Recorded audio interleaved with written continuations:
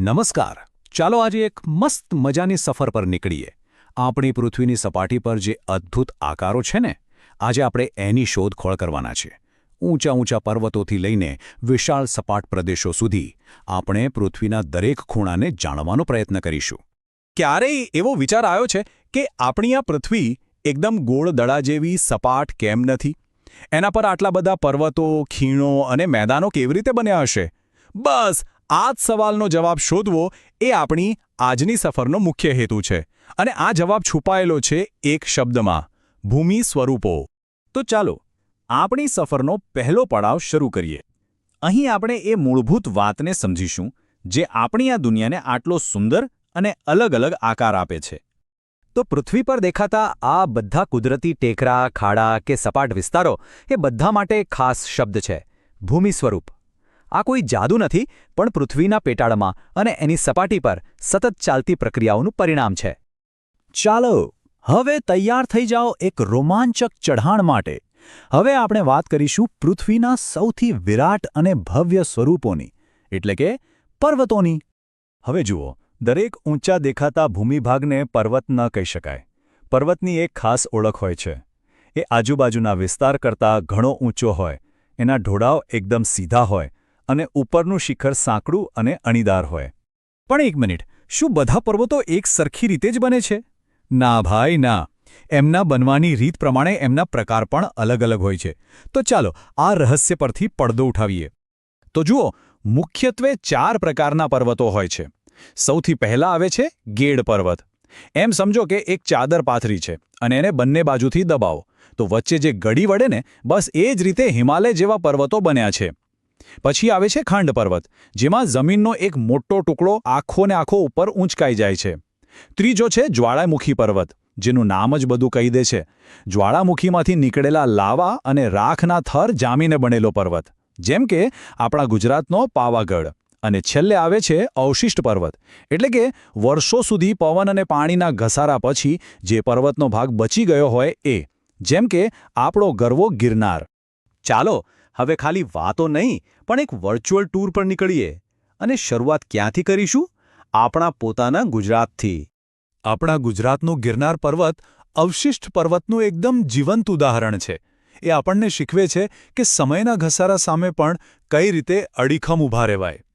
હવે જરા નજર કરીએ ભારત તરફ. ઉત્તરમાં હિમાલયની જે વિશાળ પર્વતમાળા છે ને, એ દુનિયાની સૌથી યુવાન અને ઊંચી ગેડ પર્વતમાળાઓમાંની એક છે. એના બરફથી છવાયેલા શિખરોની ભવ્યતાની તો શું વાત કરવી. અને હવે ભારતથી નીકળીને સીધા યુરોપ પહોંચીએ.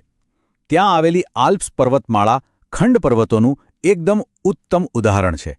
એની સુંદરતા જોવા માટે લોકો દુનિયાભરમાંથી આવે છે. આપણે પર્વતો પર ચડવાની વાતો તો કરી, પણ એ વિચાર્યું કે આ પર્વતો આપણા માટે આટલા જરૂરી કેમ છે? અરે આપણી મોટાભાગની નદીઓ તો ત્યાંથી જ નીકળે છે. એ અસંખ્ય જીવજંતુઓ અને વનસ્પતિઓનું ઘર છે. એટલું જ નહીં, એ ખનિજોનો ભંડાર છે અને પર્યટકોને પણ આકર્ષે છે. અને હા, એ પવનોને રોકીને વરસાદ લાવવામાં પણ બહુ મોટો ભાગ ભજવે છે. સારું, તો પર્વતોની ઊંચાઈઓ તો આપણે સર કરી લીધી. હવે ચાલો એક અલગ જ પ્રકારના ભૂમિ સ્વરૂપને મળીએ. એ ઊંચા તો છે, પણ એમના શિખર સપાટ છે. આપણે વાત કરી રહ્યા છે ઉચ્ચ પ્રદેશોની. હવે મનમાં સવાલ થાય કે પર્વત અને ઉચ્ચ પ્રદેશમાં ફરક શું? બહુ સિમ્પલ છે. પર્વતની ટોચ કેવી હોય? અણીદાર.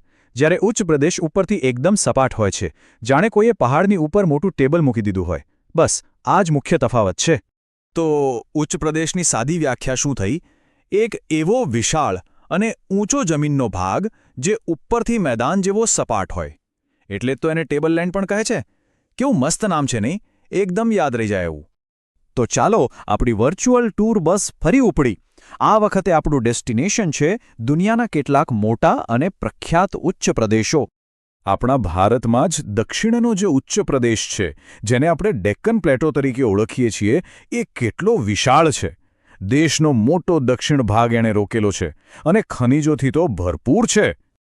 અને હવે દુનિયાની વાત કરીએ તો તિબેટનો ઉચ્ચ પ્રદેશ, અરે એને તો દુનિયાનું છાપરું કહેવાય છે, કેમ કે એ દુનિયાનો સૌથી ઊંચો અને સૌથી મોટો ઉચ્ચ પ્રદેશ છે. એની વિશાળતાની તો કલ્પના જ કરવી પડે.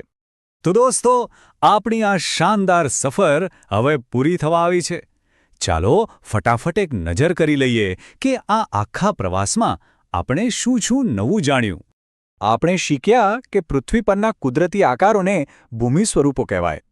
આપણે પર્વતોના અણીદાર શિખરો જોયા અને જાણ્યું કે એ 4 રીતે બને છે: ગેડ, ખંડ, જ્વાળામુખી અને અવશિષ્ટ. પછી આપણે ઉચ્ચ પ્રદેશોના સપાટ વિસ્તારોની મુલાકાત લીધી.